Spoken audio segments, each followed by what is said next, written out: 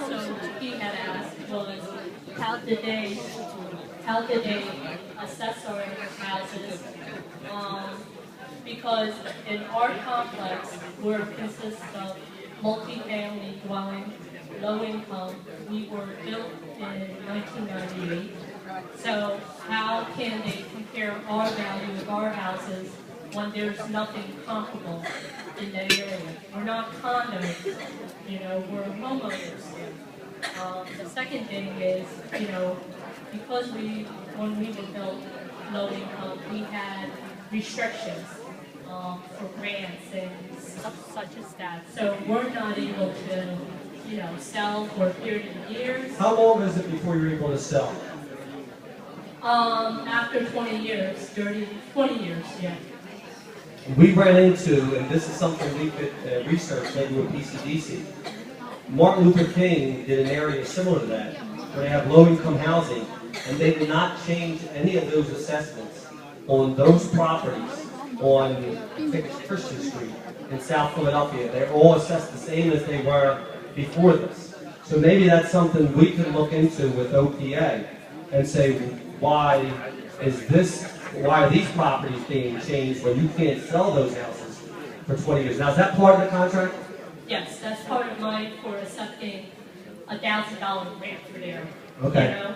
So we'll work with PCDC. We'll get in touch with OPA. We are bringing OPA to another meeting, and then we'll probably try to work with them to see why does one development like that get something, and why does this one not? Yeah, because we're the only ones that are set up. We're a homeowners association, so it's not like you buy the house and do whatever you want with it.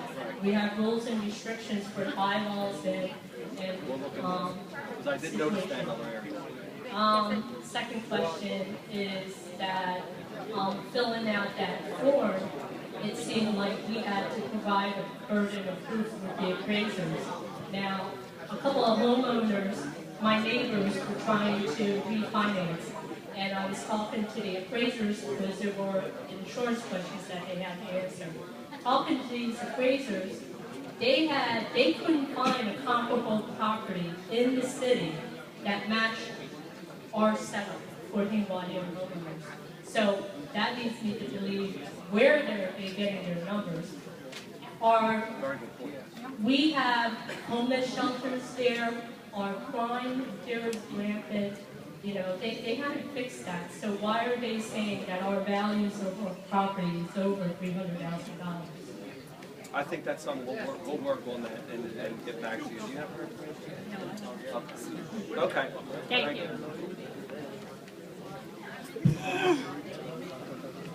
My name is Debbie Jiang. I'm a commercial broker. So, first of all, thanks for Mr. Councilman coming to hear our voice. I believe the city increase the property tax as the city has all the good intentions. But I need some help to understand how that's gonna, increase the tax gonna bring the result that we were intended to. Okay, first of all, the direct impact. This increase of tax gonna give direct impact to at minimum 3 different type of people. First of all, the homeowner. Secondly, investors. Third, business owners. For homeowners, I believe everybody knows there's millions of homeowners out on the water already, just because of paying the mortgage. Now, if you increase the tax, the property tax, so you're probably going to bring more people, that means of another millions or more who's struggling now, it's not on the water, but still struggling to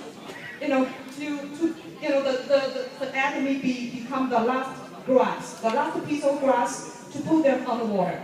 So, and is this the intention? Is this the city, what the city wants?